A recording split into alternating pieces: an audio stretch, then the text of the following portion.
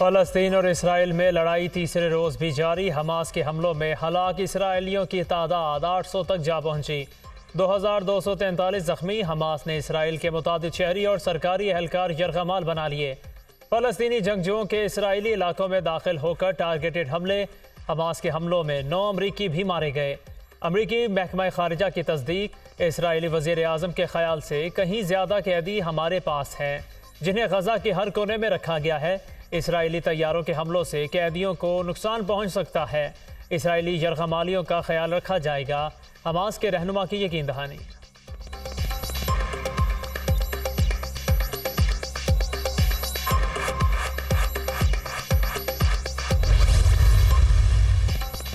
Israeli फ़ौज ने गज़ा में फ़ज़ाई हमले बढ़ा दिए। 100 शहरी मकामात पर वहशियाना बमबारी।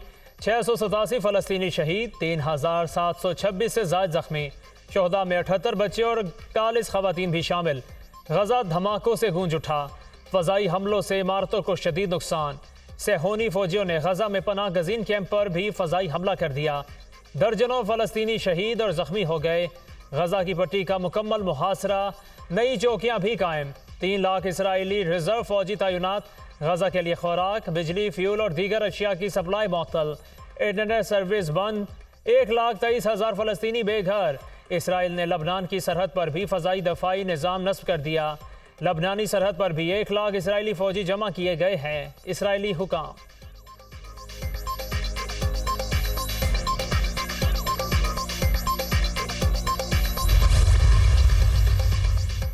इसराइल और हमास के दरमियान कैदियों के तबादलों का इम्कान। कतर सालिस का किरदार अदा करने को तैयार। हमास के अहदेदारों और इसराइली हुकाम से राबिता किया जाएगा।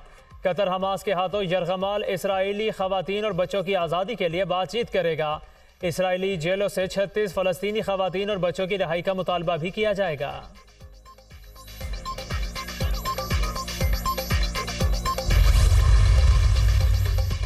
इसराइल फ़लस्तीन कुशीदगी पर अक़वाम मुत्तहिदा की सलामती काउंसिल का इजलास बेनतीजा ख़त्म। रुकन मेंबरान के दरमियान इत्तफ़ाक़ राय ना हो सका। अमेरिका का बेशतर रुकन मुल्कों की जानिब से हमास हमले की मज़म्मत का दावा। रूसी सिफारतकार ने दीगर अरकान से इत्तफ़ाक़ नहीं किया। अमेरिकी सिफारतकार रूसी और चीनी सिफारतकार का फौरी जंगबंदी और बामायनी मुज़ाकरात पर जोर। अमेरिका इसराइल की मदद को आ गया। जंगी बहरी बेड़ा भेजने का ऐलान। तैयारा बरदार जहाज समेत 5 तबाहकुन बहरी जहाज भी शामिल। हमास ने अमेरिका की इसराइल के लिए मदद फ़लस्तीनियों के खिलाफ जारहियत करार दे दी। अमेरिकी बहरिया की कमिक में भी इसराइली फ़ौज का मोराल बुलंद नहीं कर सकेगी। तर्जुमान हमास।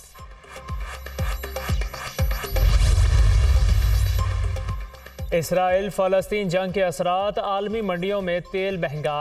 ब्रांड खाम तेल $88 फ़ी बैरल के करीब पहुंच गया। WTI खाम तेल की कीमतें $86 फ़ी बैरल से बढ़ गईं। कुशीदगी से मशरिक़ वस्ता की स्टॉक मार्केटें मंदी का शिकार। बहरीन की स्टॉक मार्केट में 6%, मुत्तहिदा अरब अमारात की स्टॉक मार्केट में 3% कमी। कुवैत, सऊदी अरब और कतर की स्टॉक मार्केट में भी मंदी।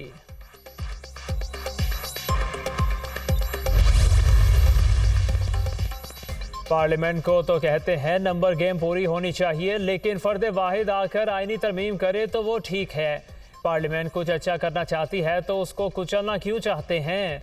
सुप्रीम कोर्ट आइन से 12 रूल्स बनाए तो कोई या तो याद दिलाएगा आइन के दायरे में है रहें। एक शख्स आता है और पार्लियामेंट को रबर स्टैम्प बना देता है। पार्लियामेंट में अच्छी नीयत से कानून साजी की। ये पैगाम अदालत से नहीं जाना चाहिए। आइन और कानून का इन्हिसार चीफ जस्टिस के ख्वाहिशात पर है।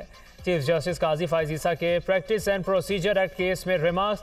वकील की जानिब से इजाफी कागजात जमा कराने पर बरहमी का इजहार। ये केस सुन रहे हैं जिससे अदालत पर दूसरे केसेस का बोझ बढ़ रहा है। चीफ जस्टिस का वकील से मुकालमा। आइन पार्लियामान को इस मामले में कानून साजी की इजाज़त नहीं देता। न्यू जर्सी की अदालत के फैसले का हवाला देना चाहता हूँ। वकील आबिद ज़ुबैरी की इस्तदा।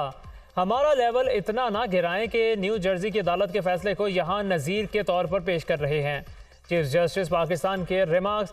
दलाइल के लिए वक्त ना देने पर वकील इम्तियाज़ सिद्दीकी और चीफ जस्टिस में तलखी।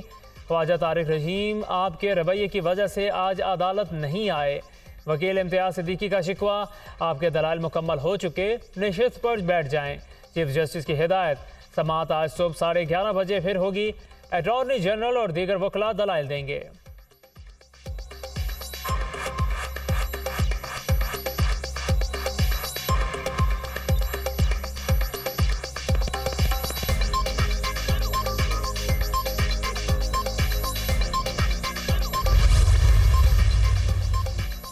पार्लियामेंट रूल्स नहीं बना सकती, ना ही रूल्स बनाने के लिए कानून साजी कर सकती है। रूल्स में तब्दीली का इख्तियार सिर्फ सुप्रीम कोर्ट के पास है। अगर पार्लियामेंट के लिए दरवाज़ा खोल देते हैं तो वो सुप्रीम कोर्ट के हर मामले में मुदाखलत करेगी। एक बार दरवाज़ा खुल गया तो इसका कोई सिरा नहीं होगा। ये नहीं हो सकता कि कानून साजी दुरुस्त है तो ठीक, वरना इसको कालादम करार दे दें। जस्टिस एजाजुल हसन के रिमार्क्स, सबको मालूम है हर चीज़ आइन की ही मुताबिक हो सकती है। आइन और कानून के मुताबिक रूल्स बनाने के लिए पाबंद करने का मतलब है मौजूदा कानून के मुताबिक रूल्स बनेंगे। जस्टिस मुनीब अख्तर, अगर कोई भी ज़ाब्ता कानून या आइन से मुतहादिम होगा तो वो खुद ही कालादम हो जाएगा। जस्टिस जमाल मंदोखेल के रिमार्क्स, ऐसे तो सादा अक्सरियत से कानून साजी का दरवाज़ा खोला जा रहा है। जस्टिस मुसरत हिलाली का वकील से मुकालिमा।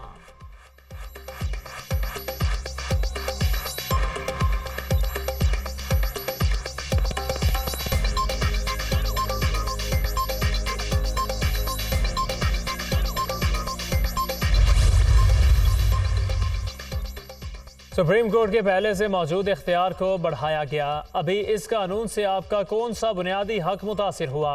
आप हमारे सामने अपने कौन से बुनियादी हक का दिफा कर रहे हैं? जस्टिस अतर मिनल्लाह का वकील से इस्तफसार। कानून साजी के इख्तियार के तहत आर्टिकल 191 कहता है कि सुप्रीम कोर्ट रूल्स कानून से बदले जा सकते हैं। अगर एक शख्स के पास बेंचेस की तश्कील का इख्तियार है तो इससे केस का नतीजा मुतासिर कर सकता है।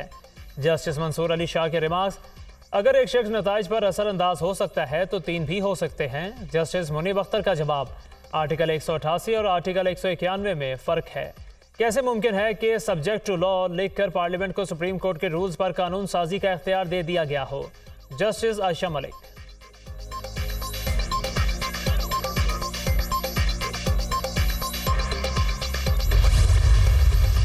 नवाज शरीफ का सुनहरा अदवार इंशाअल्लाह फिर वापस आ रहा है।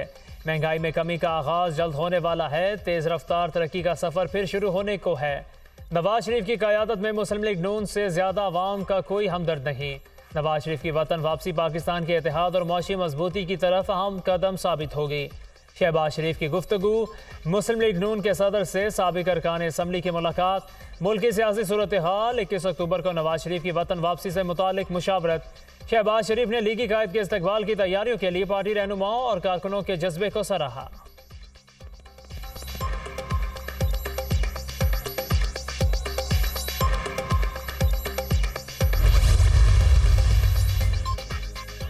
नवाज शरीफ मुल्क की तरक्की का आजमूदा ब्रांड हैं। जब सब फेल हो जाते हैं तो नवाज शरीफ आ जाता है।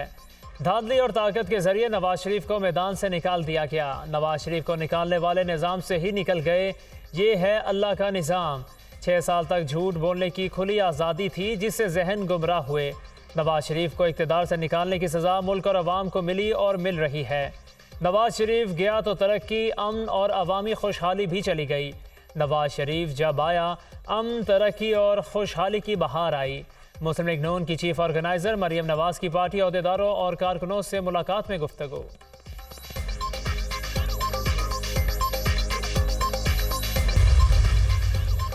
डॉलर के मुकाबले में रुपया मजीद तगड़ा। इंटरबैंक में अमरीकी करेंसी की कीमत में 1 रुपया 4 पैसे की कमी, 281 रुपये 65 पैसे पर बंद। इंटरबैंक में डॉलर बुलंद तरीन सतह से 25 रुपये 45 पैसे सस्ता हो चुका।